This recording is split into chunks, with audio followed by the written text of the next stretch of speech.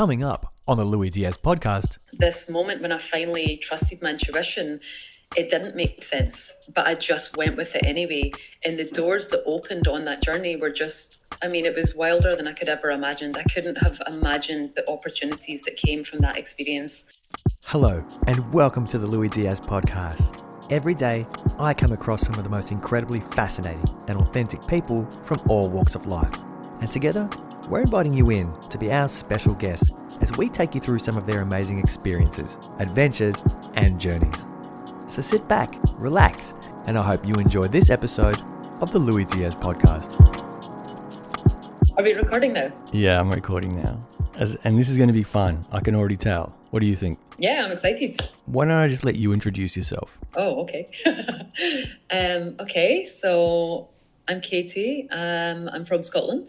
I guess you could call me a self-love coach, but I'm also a pole dance instructor and a trapeze instructor, and I also work in a restaurant, so I keep busy. Okay, yeah, it seems like you're a busy person. There's a lot of activity, especially as you've kind of just told us, physical activity. Tell us about it. I got into pole dancing about almost 15 years ago, and I quickly ended up teaching, and that kind of led me on to then doing trapeze and aerial kind of acrobatics. So I've always, ever since I started pole dancing, I've really loved, just the energy that it has. Like it brings you this feeling of, total freedom. You just get to fly and you get to play and you get to be a kid again. And I think that was something that maybe a lot of people, fall away from that. Like you forget what it's like to just be a kid again. So it just gave me this new lease of life. So I was always really passionate about that. But then once I realized what it was doing for me on so many other levels. So, physically, I became so much stronger. I felt free. I felt liberated. I felt like I was having fun. And it's something that I've been really passionate about sharing with others. And that's how I kind of get into teaching. But not just that, it's the confidence that it brought me as well. Like it just opened up this new part of me that I'd never discovered before. So yeah, that's how I've kind of got into pole dancing, and I absolutely love it. And it's one thing that I've been consistent with for a really long time. Like I actually remember when I first started pole, and I was working at a restaurant at the time, and my boss ended up finding out that I was teaching pole dancing, and he said, "Oh, this is just a fad. You'll be over it in a couple of months. It's like Zumba." And I remember saying to him, I was like, "It is not like Zumba. This is something completely different. Like I can't even describe the feeling it gives me." And it's something that I've done for such a long time. But I think really what it comes down to is that, that body confidence and that feeling of strength that it's given me it's really changed me as a person. So yeah, it's been incredible teaching pole, especially like showing other women how to love themselves through pole dancing and to feel strong and liberated. It's the best job in the world. I love it. Yeah, well, you certainly do appear really, really confident and very much at home in your own skin. And well, let me welcome you officially anyway to the Lui Diaz Podcast, Katie. It's a real pleasure to connect with you. You're so full of life. You're so vibrant. It's really interesting to hear that you're sort of starting your journey almost with talking about pole dancing. How did you sort of come across it, and how did you get into it? So this is back before, Instagram and before social media was such a thing. This is probably about, I think it was 2008, that there was a website called, I want to say it was called Stumble Upon. And basically it was kind of like what Instagram is today, where, like the algorithm obviously shows you what you're already interested in. So this website basically just had you check a bunch of boxes saying, what do you find interesting? So I'd put, humor, dance, dog videos, like stuff like that. And it randomly just brought up videos of just random things.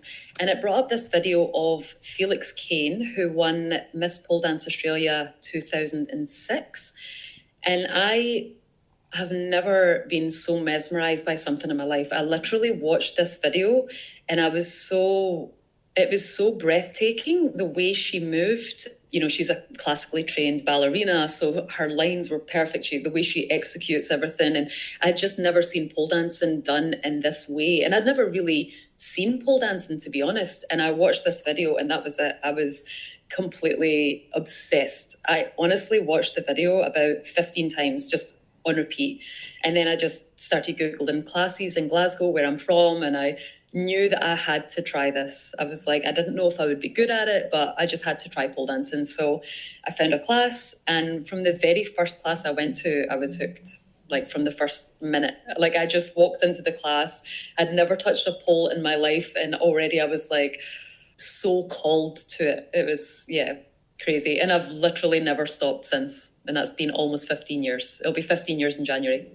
I'm curious to know, like, if you had a background in dance at all, or, you know, what was your skill level on the pole when you first sort of began? It was literally nothing. I didn't do anything physical. Like my idea of something physical was going out to nightclubs at the weekend and partying hard, and like dancing all night. And so I've always loved to dance. I've always been drawn to music. I love to move, but I never trained in anything. I didn't go to the gym. I didn't do anything physical. I was very much, apart from waitressing, which is obviously quite physical, just moving around, but I'd never done any sort of training in anything. So really getting into pole dancing was the start of me changing my whole life, really, and understanding how good I could feel in myself and to feel what it was like to feel strong. And yeah, so it really started from nothing. I mean, I used to just smoke weed and party at the weekends. I mean, I'll be honest, I was just, not a physical person, like not physically fit. And yeah, things have changed a lot since then. Yeah, sure. I mean, I'm fascinated with, when we were sort of having back and forth chat, before this recording, you were really passionate about the idea of telling me a story around how manifesting things in your life has sort of led you from where you started to where you are now. So is that the kind of journey that you're going to take us on today, a journey of manifestation? Yeah, I guess it's a lot to do with manifestation, but I think it's more to do with the process, because I feel like manifestation is such a word that gets thrown around, and people are like, oh, I'm going to manifest this and that. But I don't think people actually understand what it takes to manifest. And it's not this like really airy-fairy happy process. It really isn't. Like to actually manifest things into your life, it means going into the kind of darker places, it means looking at past traumas and kind of delving into that and healing from a really deep place.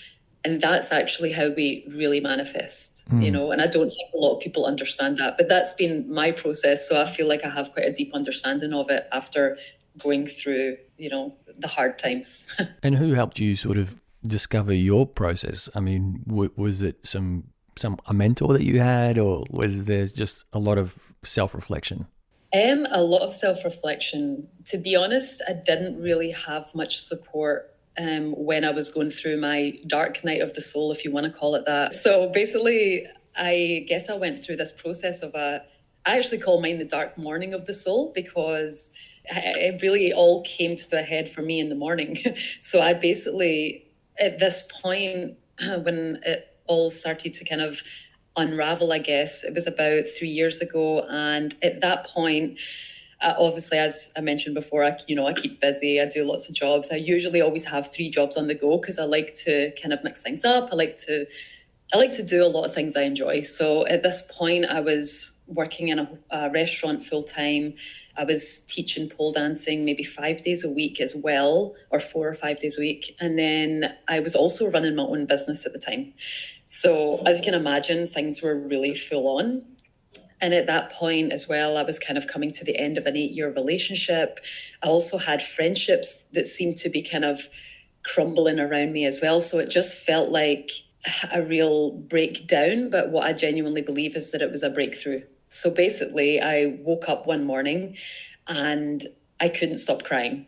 And I know it might sound crazy, but it was like I was experiencing this overwhelming sense of grief that had just kind of come from nowhere. But it wasn't coming from nowhere. It was clearly something that I had probably suppressed and not wanted to look at for a long, long time. And then it all came to the surface because I wasn't willing to look at what was really going on in my life. And I think I was trying to bury it and suppress it by keeping busy and by being a people pleaser and by doing too much and really giving a lot of myself to others and not really giving anything to myself. So I really believe that when we're operating from that place where you're putting others before yourself, you're not benefiting anyone, really. You're not benefiting the world. You're not benefiting yourself. And that's the place I was at. So I woke up one morning in this deep grief and I could not stop crying. I walked to the studio that day. I was crying the whole way. And then I got there and I thought, right, okay, get your stuff together. Like, you can do this. You can get through these classes. And I just couldn't stop crying. So I had to have my classes covered. And at that moment, I realized that whatever it was that was coming to the surface needed to be dealt with. Like, I couldn't hide from it any longer. And it was like this decision I had to come to of, I really need to take care of myself. Yeah, that was the kind of moment where it all came to the surface, my breakthrough. Could you sort of pin it down to, one particular thing that you grew up with that, you've been suppressing? Or was it just like a culmination of things? I think that the real core wound of what was coming up, this, suppressed grief, and it's such an unusual thing because, when people think of grief, they think it's something, it's immediately happened, you deal with it and you go through the process and, you get over it. But I think maybe when you're a child, which was the case for me, it was something that, it basically relates to a dog that I had that, that had died, and I didn't get to process that pain at the time. And there might have been many reasons for that, just other things that were going on in my world that I didn't feel like I had the space or capacity maybe to process it. So at the time, I thought, gosh, I'm really good at dealing with grief because I'm kind of okay about this. But then it was only like years and years later that it all came to the surface, and I realized that I just hadn't allowed myself to process those emotions. So that suppressed grief, I feel that the accumulation of all of the stress I was going through at this period in my life a few years ago, it unlocked something, it brought something to the surface that I had never looked at before. And it was probably, related to some other things I was maybe grieving at that time, maybe the end of some friendships, the end of a relationship. And it really, what it felt like was a death. And I think it's pretty heavy to think about it like that. But I think anyone that's had any sort of dark night of the soul, it is like an ego death. So I think that's what I was really having at that time. It was a death of my old self, And the beautiful part of that is that it's a rebirth of something new. So whenever we have a breakdown, we're having a breakthrough. Whenever we have the death, like the rebirth is there. So as much as it's a horrific process to go through, and it's something that's so difficult to explain to someone that's not been through it, it is a beautiful process, only maybe reflecting back on it now, I can see how amazing it's been, because the person I am now, it's been because of that, and it's because I've taken time to look at my past and to actually allow myself time to heal. And that is what I think we're all here to do. And I think a lot of people miss out on that opportunity because nobody wants to look at the shadow. Nobody wants to look at all the dark, all the horrible stuff from the past, or nobody wants to face their traumas, but that's where the gift is, the light is in the dark. I really love that. I really love the way that you sort of just explained then about making space or allowing space, or that you didn't have the space to sort of deal with something, so it got buried, right? One of the things that I've sort of been contemplating a little bit lately, I guess you could say, is like a lot of the time when something significant happens in your life, whether it's the end of a relationship or the end of a job, which is very common for a lot of people, they want to get straight into the next thing. And it's funny because I've sort of just come back from a major experience myself, and something said to me, don't start working straight away. Like, whatever you do, just spend some days staring at the grass or the sky, or, just doing nothing. Because I know that there needs to be space for me to sort of integrate some of that stuff. And mind you, it's been a couple of months now, but I've only just started to really let it come up. So I guess when you say that, things need space and things sort of will take time, because giving space, I guess, takes time, that is not going to happen straight away. It's not like, hey, I've given it space, it's coming up, it's going to come up now, right? Sometimes it might take a little while, depending on how far along you are in your process, right? Absolutely right. And I think, I think it's really amazing if you can come to the decision where you give yourself that space. You actually make a conscious decision that, okay, I'm going to allow myself time to process, the stuff that's coming up. But I think for me at that time, I was kind of like really thrown in the deep end because I wasn't in a place where I was self-reflective. I wasn't, or maybe I was, getting to that point, but I feel like I was really just pushed off the cliff, literally. Like I just felt like I was falling, free falling. And I think I just had to, climb my way out of there. But it does take time. And healing is not a linear process. It's not like, oh, okay, I looked at that stuff and I've healed it and it's gone away now. It's really, that was like the catalyst and the start of it for me. And it's been a process ever since. And I've healed so much and I've really, transformed a lot of, my old core wounds, but these things still bubble to the surface. We still have our limiting beliefs. We still have the things that hold us back. And it's quite frustrating when you get to a point where you think, oh God, I've worked through that. I'm sure it's done. And then it comes to the surface again. But it's great because it just means you can, dive back into it and see what else needs to heal.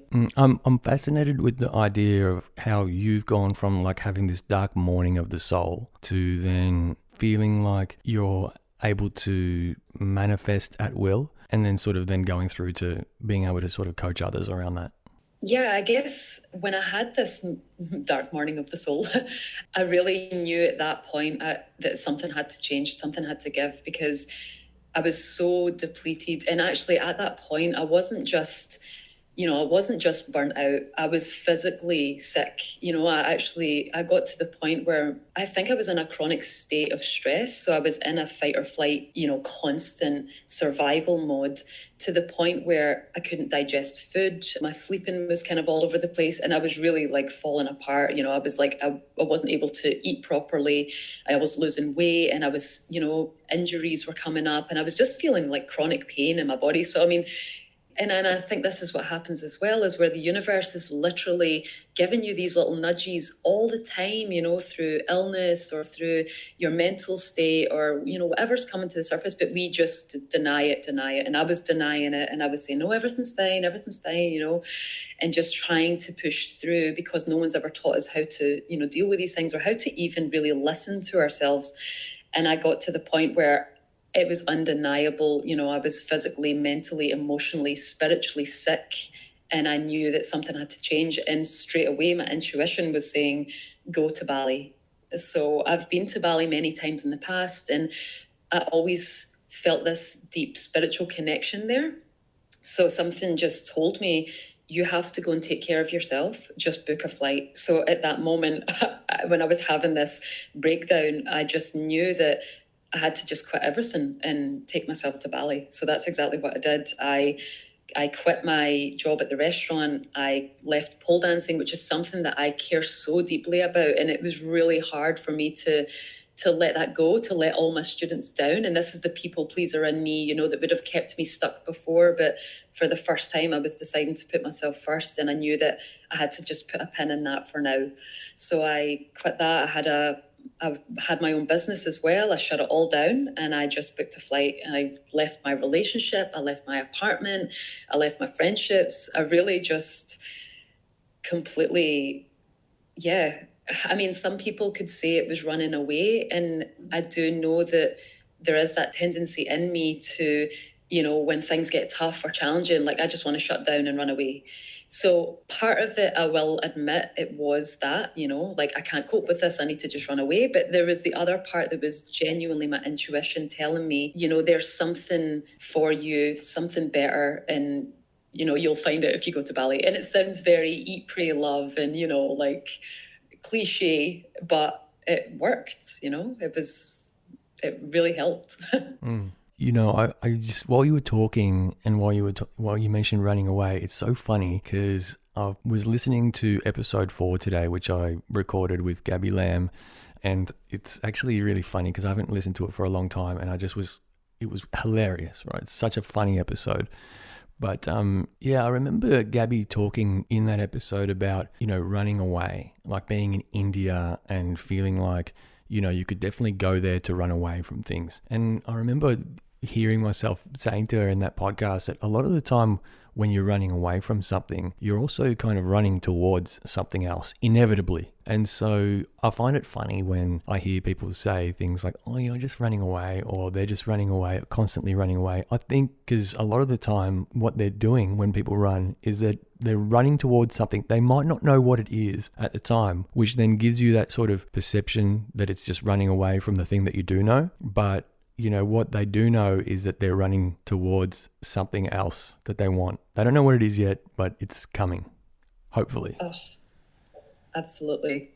I completely agree with that. And that has been something that I've realized so deeply, because this was the first time, it really felt like the first time I really just listened to my gut and said, I'm just going to do this. And, you know, from the outside, everyone's thinking, you're crazy. What are you doing? Literally, I was having people having that conversation with me saying, you know, what are you going to do in Bali? And I'm like, I don't even know. But I just know that I have to be there. And I just trust that if my intuition is guiding me towards something, then I'll trust the process and things will, you know, and it's a really scary thing to do, especially when you're so programmed to just, you know, be good and do the right thing and don't let anyone down. And I spent my life like that. You know, I was in a relationship that I knew I maybe, you know, was ready to leave, but I couldn't leave because I don't want to let anyone down. And, you know, I don't want to hurt anyone. And then I had friendships that weren't aligned to, you know, my values, and I felt like I was being taken advantage of, but I still wanted to be a good friend and I still wanted to be good. And I think this is such an issue we have in our society, is that we're all brought up to just be good girls, be a good boy, do as you're told, don't let anyone down. But you're suppressing your own needs more and more, and you're putting everyone before yourself, and you can't give from an empty cup. You can't really help anyone unless you're helping yourself. So this moment when I finally trusted my intuition, it didn't make sense, but I just went with it anyway. And the doors that opened on that journey were just, I mean, it was wilder than I could ever imagined. I couldn't have imagined the opportunities that came from that experience. And if I had used logic, then I would never have gone. Logic would have told me to stay and, you know, do my job and, you know, stay in my relationship and be good, you know, just don't let anyone down. But you actually serve the world so much more powerfully when you are serving yourself first. Wow, yeah, it's funny. I heard something the other day. I think I was watching some videos on human design or something like that, and they were like, human design. Oh, yeah, sure. Me too, by the way. I've just gotten into it recently, and I'm kind of obsessed. Do you know what your human design type is? Yeah, I'm a projector. Oh, wow. Okay. Wow. What are you? Manifesting generator. Oh, nice. Mm-hmm. Emotional manifesting generator. So watch out. I need to sleep on things. But you know, it's funny because I was watching something around human design, and this guy who's a certified analyst, I forgot his name. I was watching him on YouTube, and he said something like, you know, like we've got to stop thinking from our heads so much. Like we get conditioned to think from our head, right? And he said, he kind of explained it like this. He kind of goes, the head's really good for, you know, remembering things, you know, making decisions about which bus to catch and what time you should get, you know, go to work and things like that, right? But when it comes to really important life decisions, we need to learn how to listen to our gut, which is like such a foreign concept for a lot of people. And honestly, it kind of still feels like that for me. Like, what is listening to your gut? And, you know, how does it lead to great things in your life? Yeah, it's fascinating. And I totally agree with that. And I think, you know, in our society, we're all programmed to just listen to logic, listen to our heads and over our hearts all the time. And, you know, yeah, you can say speaking from the heart or speaking from the gut. But I think the other thing is, as well as that, something that I've learned recently is, you know, we have information going from our brain to our gut, you know, telling the body what to do. But we actually have 90% more information coming from our gut to our brain. So learning to trust your gut and your instincts and your intuition is so important. And it's something that we can't really explain with logic, you know? Yeah. No, I love it. So then you're in Bali, right? So you booked the flight during your time of crisis. And then what were the sort of signs that started to appear that made you realize that you'd made the right decision? Yeah, well, the first week that I got there, I think I was so still conditioned in my go, go, go. I was really in that masculine energy of like just doing all the time. So, I'd just gone from working 3 jobs and literally never stopping for a minute. I was on my feet all day, talking all day, being on all day, every day. So when I first got to Bali, I did a yoga tantra course because I've done my yoga teacher training a couple of years prior to that.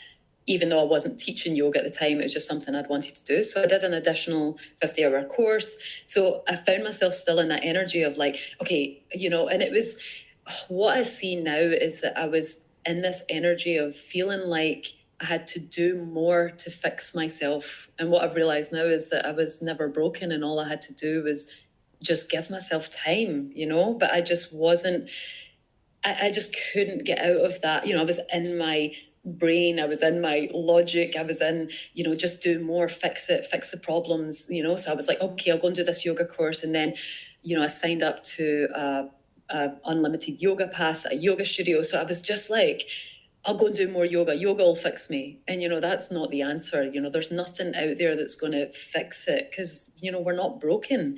We just need to allow ourselves time to come to a place where we can feel safe. And this is something that's been so like a revelation for me, is that I just didn't feel safe, in that energy where I was like, I must do this, I must go here, and constantly busy, constantly hustling, constantly striving for more. It was all coming from a place of lack. It was coming from a place of, I need to do more, I need to do more, I need to be more. And it was coming from me not feeling worthy, not feeling good enough.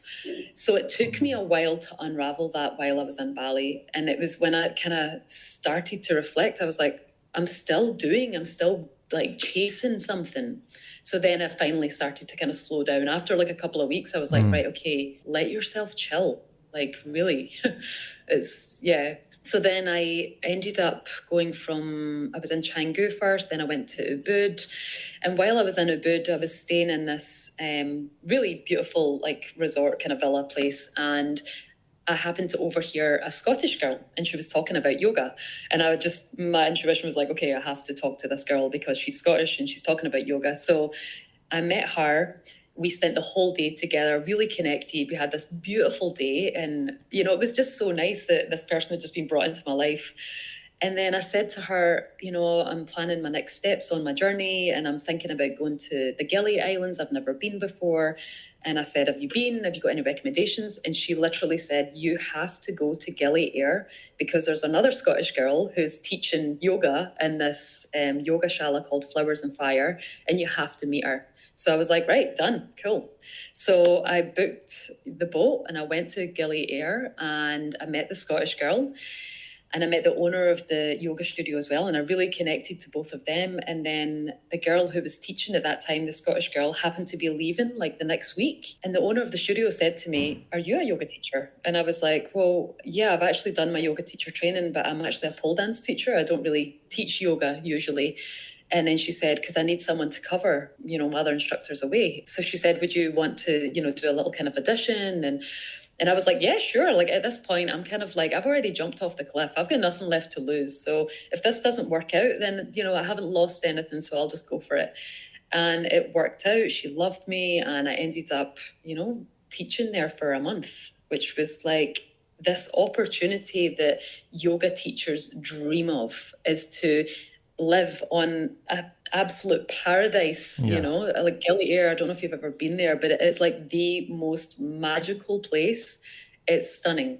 And I ended up there teaching for a month. And like, this was all part of my healing journey as well for myself, and to help me develop into, the line of work that I'm in now and what I'm passionate about sharing now. So that was like the synchronicities and the magic that happens when you jump off the cliff, but you have to do that. You have to trust your own instincts and know that you deserve more than what you're settling for. And when you do that, I swear the universe will provide. The universe will just go, here's this perfect person that you just had to meet, and they'll lead you to something else. And then opportunities just arise that are so much more magical than you could ever have dreamed of. Yeah, especially if you sort of go into a process like you did. You didn't necessarily know what you were after, but you went to Bali hopeful that it was the right thing for you, right? So when when you're open, I guess it makes a huge difference. Yeah, that's so true. And I think I had been closing myself off from life for so long and hiding behind, just so many. There was so many things I wasn't dealing with, and not being able to have boundaries and not being able to, put myself first. And I was hiding behind all of that. And then the moment I just went enough, I literally had been pushed to my edge. But once I took that initial step, like the doors just fly open. Like everywhere you turn, there's another opportunity. And it's so wild, and it's so hard to even tell that to someone, because it's so hard to trust things until you've experienced it for yourself. And I think this is why I'm so passionate about sharing this message and letting people know this, because it's really hard to take that first step. But once you do, and then once you learn that you can trust in whatever you want to call it, source, the universe, God, like whatever it is, that's this divine, consciousness that's all around us. Once you learn to trust that, there's real magic in the world. And I think people can't see it because they're so bogged down in their problems.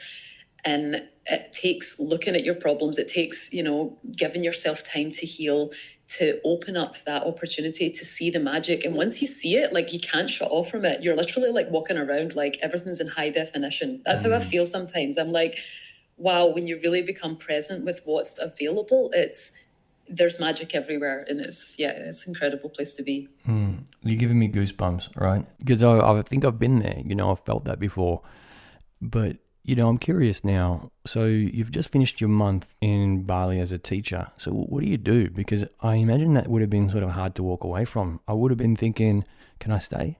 Oh, yeah. Oh, my gosh. I really wanted to stay. But obviously, you can't just, unless you go through a whole process, you can't really go and live in Bali. So, I was really fortunate because after I did the month there, I have a friend in Koh Phangan, so I went to see him for a week, and then I actually came back to reactivate my visa, and I got to teach for another 6 weeks or something. So altogether, I was away for about 3 months and kind of teaching yoga in this incredible yoga shala, and it was just such an incredible experience because I had never really taught yoga, but I've always been passionate about it, and I think I can really lead people through their body, and I think I was kind of naturally quite able to teach yoga, and I found something new that I had to give. So before, with teaching pole dancing, it's all about kind of empowering women, making them feel strong and making them feel confident, and this was like a deeper level. This was making people feel safe, which is part of teaching pole as well. But what I realized while I was teaching yoga, and it was something that the owner of the studio had pointed out to me, she said, I've realized what your thing is. It's that you want people to feel safe. Because I wasn't aware of it, but in my language and when I would be teaching yoga, I kept reminding people, you're safe, you're safe. And I think really what I was doing was reminding myself, because I think at that point, that's what I needed to hear, is that I'm safe. I'm safe to be here. I'm safe to relax. I'm safe to let go. So, actually discovering that through teaching, that really it was a message for myself and for others. And I think it's something that everyone needs to know, is that everyone has to feel safe, because unless you feel safe, you can't do anything. We're crippled. We're crippled by fear. We're crippled by our anxieties. And, once you feel safe, then you've got the foundation for healing. So I think this is, where a lot of this all came from for me, was once you feel safe, once you regulate your nervous system, once you come into that place of calm, then you can start to heal. Then you can start to process things. Then you can bring things to the surface, and then we build from that foundation, which is, this is everything that I want to share with the world, So, but so my yoga travels, I ended up teaching there for, the month, and then I went away for a week, and I came back for another month or 6 weeks. And then I had to go back to Melbourne, and it hit me hard. I'll be honest. I can relate. Yeah, because what had happened was I had gone on this completely magical experience where the whole magic of the universe was open to me, and I was just available for all of it. And then all of a sudden I was back in my old reality and my old self, which no longer fit. It was literally like putting on a mask again, or like I just felt suffocated. I felt like I didn't know who I was anymore, because I'd just gone through this experience of real self-discovery. And then all of a sudden I'm thrown back into an old way of being, an old lifestyle that wasn't for me anymore. And I mean, it was really hard. It got quite dark again. Yeah, it's funny that you mentioned that, right? Because, you know, a lot of people might take a holiday or might go on a retreat, and then inevitably there's that confrontational moment where you need to go back to the life that you had at some point, right? So, you know, how did you sort of manage that? Yeah, I mean, like when I left, I think I really did leave with the intention that I might never come back. You know, I fully like kind of let go of everything. I gave up all my jobs. And you know, fortunately, the people that I worked for had said, you know, if you ever come back, the job's here for you. But I didn't really have the intention of like going back into my old life. I think I fully was prepared to let all that go. So I had given up my apartment and I'd put some stuff in storage and I'd given up all my jobs. So when I came back, I just felt lost because, you know, I was actually house sitting at the time for a while because I obviously didn't have a place to stay. And I just felt really pulled apart because the person that I had just discovered of who I really am, all of a sudden I was, you know, back in this uncomfortable place. So it was really tough. I didn't really deal with it very well, I'll be honest. Does it feel like a kind of betrayal to yourself to be back in this place? Oh gosh, yeah, that's a perfect way to put it, actually. It is. It's like, I think the way I would describe it is it feels like abandonment. It feels like you're abandoning yourself. You know, it feels like you've all of a sudden discovered the truth. You know, you've dived into the deepest aspects of who you are, and then all of a sudden you've just cast it aside and you've just kind of abandoned yourself. And at the end of the day, that's really what all of, I believe, our core wounds are, is abandoning self, you know. And this is why I want people to learn how to not do that. You know, this is what I'm passionate about sharing with people, is learning how to put yourself first and not abandon yourself anymore. So I feel like the universe was really testing me at that point. It was saying, okay, I've given you everything. You've got it all. Like, there it is. This is the magic. This is who you are. And then it kind of took it away from me just to see how I would respond. And I didn't really respond very well. I was like, felt so uncomfortable and I had to re-navigate things. And it also made me reflect on, you know, was that experience even real? Because it felt so magical that I'm like, is the reality I'm in now where I'm back in Melbourne, is this real life? And that was just like some dream, because that's what it felt like. It felt like a dream. But what I now believe is that can be your reality, you know. Like if you want that for yourself, it's available to you. But most people are so programmed in our, you know, culture to just work your 9 to 5 and, you know, be used to the hustle and to kind of complain and to just struggle to get by all the time. But I genuinely believe that this magic is available for everyone. You know, you mentioned that you didn't deal with it very well. So there must have been an and then, right? And then what's that and then? Stop, I'm on the edge of my seat right now. So I feel like after that, I was just a bit lost and I was just moving around, and I kind of stayed with some friends in, you know, Byron Bay for a while. And then life ended up leading me back to Scotland. So I went back to Scotland actually for my dad's 80th birthday. And then it turned out that he was not in great health, and I decided to stay home for a while, because at that point as well, I think I was feeling so kind of lost that it actually felt quite good to just ground back into Scotland for a while. So at this point, I'd been living in Australia for about 8 years. So all of a sudden I was back in Scotland, and I ended up moving up to the Highlands in Scotland, where my friends own a pub and a restaurant, and I kind of ended up there. And it was so random, and it was just so weird the way life led me there. But it was kind of exactly what I needed. Like, I feel like at that point, you know, I had this whole magical experience, but I was also very much like, you know, I'm an air sign, so I'm quite airy and go with the flow, and I can get kind of swept up in things. And I think what I really needed was just to ground. And I think I needed to be back home and to be around family and to And to actually be in the Scottish Highlands around the mountains felt so grounding for me that I was like, oh my God, like it wasn't by chance that I ended up here. It was exactly where I needed to be. So in that time, I stayed there I ended up almost there for 8 months. And at that point, I was thinking, I might not go back to Australia. I might just live in Scotland and live in the Highlands. And I ended up almost buying a house with my sister because she had been living in Dubai for 10 years at this point. And she was thinking about moving back home as well. So we kind of thought, let's buy a house together. We'll live in the Highlands. And I was mapping out a life for myself in Scotland at that point. This is a few years ago. This is like 2019. And then we put an offer in for this house and we lost out by £400, which was just crazy. And I kept thinking, how did that happen? I was so sure this was all going through and it didn't happen. And then in that same week, I got an email from the Australian government telling me that if I wanted my Australian citizenship, that I needed to move back to Australia. So I just booked a flight. I think I've gotten to that point now where I just follow the signs and I don't get upset about things. So as much as I was like, oh my God, I can't believe we didn't get this house, I trust that that's not meant for me. If it was meant for me, it would have happened. So there's no point fighting it. There's no point being upset about it. And it just so coincidentally happened that in the same week, I get asked to go back to Australia.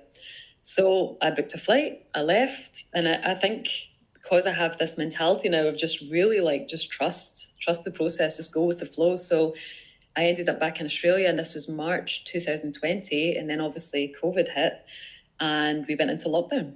So I was in lockdown for the past 2 years in Melbourne, which I'm sure was long, a long lockdown. Yeah. But that was also exactly what I needed. And it served me, being there at that time.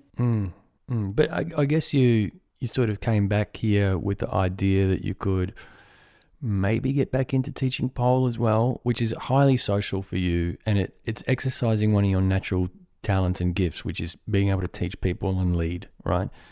So I guess, I don't want to focus on how the pandemic kind of put a stop on that, but, was there something missing for you during that time? Because for me, it felt like something was missing, that social side, right? Okay. I really love hearing everyone's perspective on the lockdowns. And honestly, for me, it was amazing. I know most people struggled, and I really genuinely feel for all the people that were struggling at that time, because what had happened was everything that you were attached to had been taken away, and I think the reason why I dealt really well with it was because a year prior to that, I had already given up my whole life. I'd already disidentified with everything that I was. When I decided to go on this journey, I needed to know who I was when I'm not the host of a restaurant, a pole dance instructor, when I'm not all these things that I was identified with. Who is Katie underneath that? So when the pandemic hit, I had already gone through this process of not being identified with anything. And the fact that I had just got back to Australia, I had no job. I had nothing, I had found an apartment. So I felt safe, I felt secure in where I was. So all of a sudden I'm in a position where for the first time I've been given permission to just rest. I've been given permission to just, here's money, you can just look after yourself. And I was like, this is such a gift. So for me, it was incredible. Yeah, I mean, it sounds like the lockdowns came for you at the perfect intersection in your journey, right? Because you'd just done all this work and then bang, here's the opportunity, and it's been forced upon you, but you're like, I'm ready.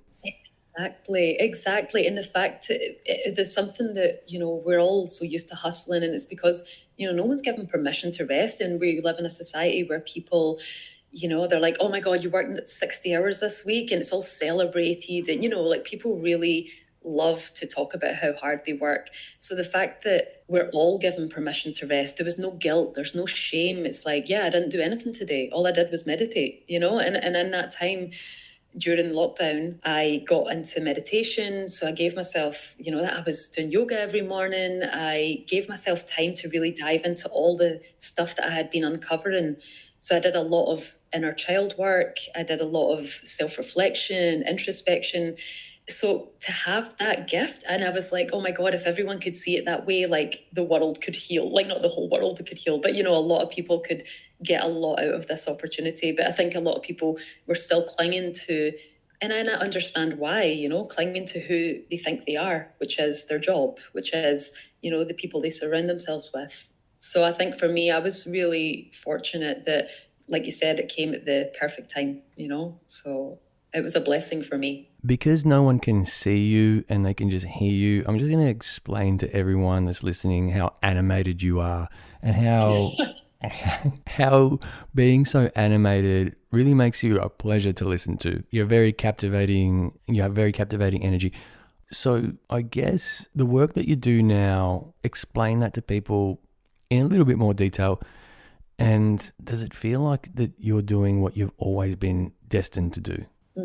Absolutely. So in the lockdown, because I had this beautiful opportunity to, really find what my purpose was, I then went into studying holistic counselling and holistic life coaching because I knew that it was a holistic approach that, I'm so interested in, psychology and, trauma, and I love all of that. But I knew it had to be this holistic approach where it's not just looking at the mind, it's looking at the body. And that with, teaching yoga, I knew that what I needed to share with the world or to help or to support people is basically the process that I've taken myself through, where I've felt like I had not really much support because I didn't really understand what I was even navigating. And a lot of it was just me kind of like working things out myself. But then when I finally did get support, I've worked with a coach in the past, and, finding the right help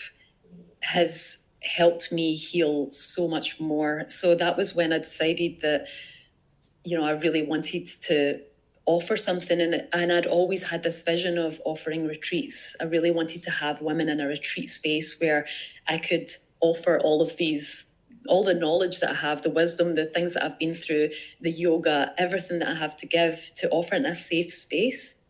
So the idea was always that I would do retreats. But obviously in lockdown, everything had been taken online. And actually at that time, out of lockdown, I was still teaching pole dancing. And for the studio I was teaching for, they actually have 5 different studios. So then when we went into lockdown, they brought all of their classes online. And obviously not everyone has poles at home. So a lot of the classes I was teaching were yoga, fitness, workouts. I even did some online meditations. So all of a sudden, I had been again thrown into a situation that makes me really uncomfortable, which was being online. Like, I am not great with technology. I don't know. I feel like I'm just too spiritual for it, and it just breaks in my presence. But, I'm really not great with technology. So the fact that I was asked to do this, and I was like, right, okay, I've just got to step up and I've just got to do it. So I got really comfortable teaching online classes. At one point, I had almost 100 students in a class on Zoom. So, that's a lot. So all of a sudden I got really comfortable with being online. And then when I started to realize what it was I wanted to share with the world, I was like already in a place where I felt comfortable being online. So I was like, oh my God, I could actually do a retreat, but online. And that's what I created. So I created an 8-week online program called the Real Self-Love Program. So, or the Real Self-Love Immersion. And the Real stands for reconnected, embodied, aligned, and liberated, because that felt like the whole process that I had to go through. And that's what I wanted to put into this 8-week course to help other women. And especially at that time where I knew that so many people were struggling because they're being faced with, okay, who am I when I'm not my job? Who am I when I'm just sitting at home? And a lot of people were, I feel, needing support at that point. So that's what kind of led me to creating my first program. And yeah, that's how I got into the line of work that I'm in just now. Listening to you talking about that whole period for you, it's probably the most kind of powerful reframing of the pandemic lockdowns that I've heard, right? Your lockdown was just laced with opportunity, and, you just don't hear that very often. Yeah. Well, I think I really do feel for everyone that struggled during that time, because I know how painful it would have been. But I think because of the opportunity I'd been through before, I think because I made a conscious choice to let myself really it was overcoming fear, a lot of it as well. And obviously it was so laced with fear from the very beginning.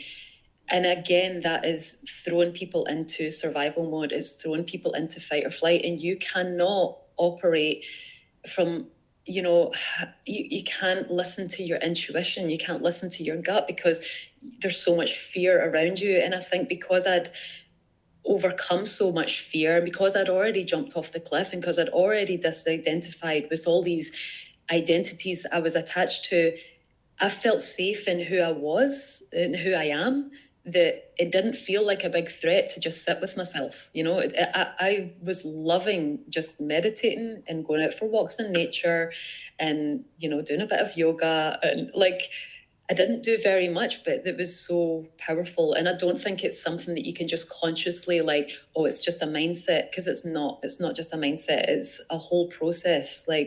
This goes into your physiology, your nervous system. It's not something that you can't outthink it. You can't just think, I'll just change my perception. It's something that has to be done on a really deep and subconscious level. And that's what I want to teach people. That's what I feel called to share, is to let people feel so safe in themselves and in their body that they can really follow the guidance of their intuition, and they can know what's right for them, follow their purpose, what they're here for. It really feels like, just watching the way that you talk about it, that this is really your life's calling.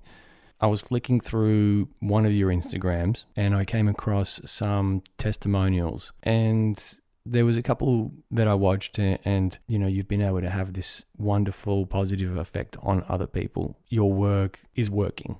Right. How does that make you feel when you get, positive feedback? Because I know I really thrive on it. Oh, it feels incredible. And not even just positive feedback, because obviously, I'm still dealing with that whole people pleaser thing and wanting that validation. And it's something that I'm still, overcoming, is that need for okay, I'm doing a good job. Okay, I'm doing it well. But even before, when I was creating my program, it just brought up so much creativity, and I just felt so in flow with what I was doing. And I was so excited by it that before I'd even launched my first program, I was already buzzing and high on life. And I think that's another thing that, this is how we manifest opportunities, is by playing, by having fun, by enjoying what you're doing, by finding some, excitement and following your bliss. It's not about hustling and trying harder and putting in more hours. And, I just don't believe in that, because I really believe that, when you find what you're aligned and what your purpose is, it doesn't have to make sense. It doesn't have to look like long hours. I could work for 3 hours a day, but do something so powerful that, people really feel that. And if I change one person's life, then oh my God, that's the best thing I could ever do, But so even from when the first person signed up, I was literally happy dancing, I could feel the energy in my body where I just wanted to jump up and down. I was so excited. And then every step of the way after that, it's not all been plain sailing, because obviously, I was trying to navigate something that I've never done before, but I really did feel like this is what I'm meant to do. It felt quite natural for me to be in a position to help support others, So it just feels amazing. And I'll be honest, I have taken a little bit of time off, because since I moved back to Scotland again in January, I've been going through my own process, having to adjust to being back home, and, family stuff comes up, and, there's been a lot of stuff that I've had to deal with and integrate. And I know that all of that has powerfully served me to now help others in a more impactful way. But I wouldn't want to be in a place where I'm, maybe struggling myself because I can't be there for others. So the way I'm living my life at the moment is when I feel called, when I feel ready, that's when I'll make the biggest impact. I'm not going to do it out of hustling. I'm not going to do it out of, I feel like I have to or I should.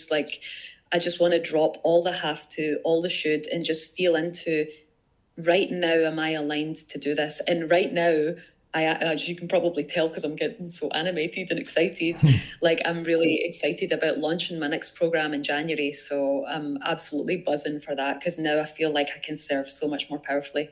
Okay, so, it sounds like there's a filling of cup, emptying of cup, filling of cup kind of process that you go through now, that you've learned to sort of how you've learned how to manage your energy through that, give when I feel called to give, and then fill up my cup again. And I guess it helps you evolve in some ways. But talk to me about the program that you're designing for January of 2023.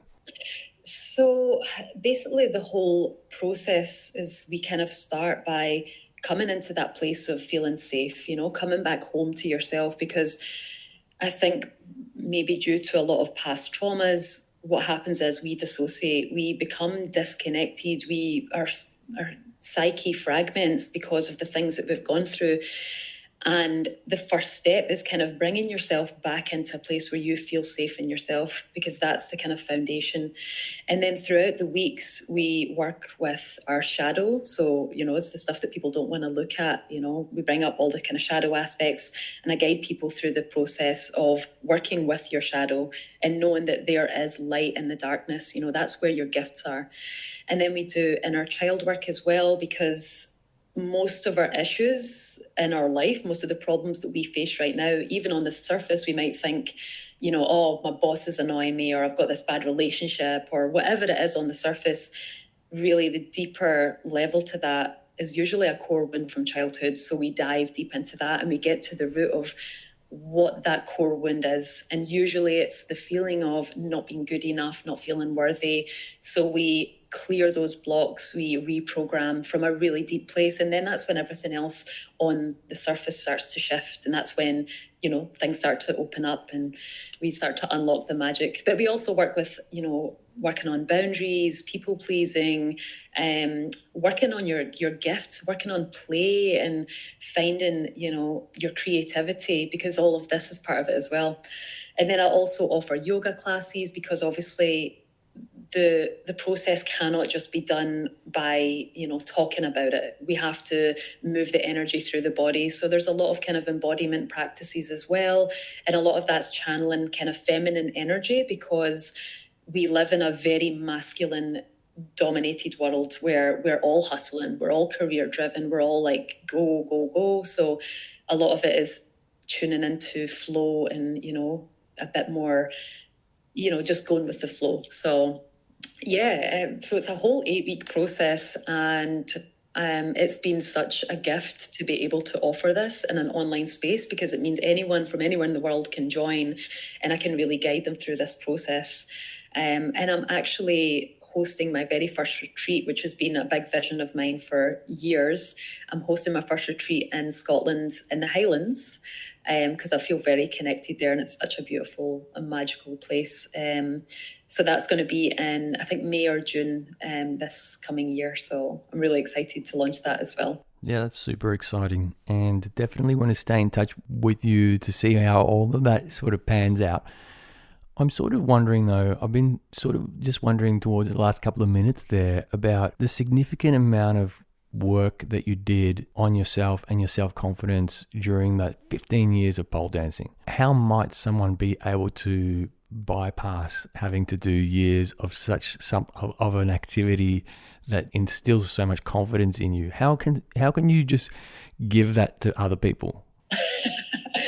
I think this is like the society we live in. It's like we want the quick fix. We just want the answer. We want it yesterday. Like we want that kind of immediate, like... Yeah, the life hack generation. Yeah, a life hack, exactly.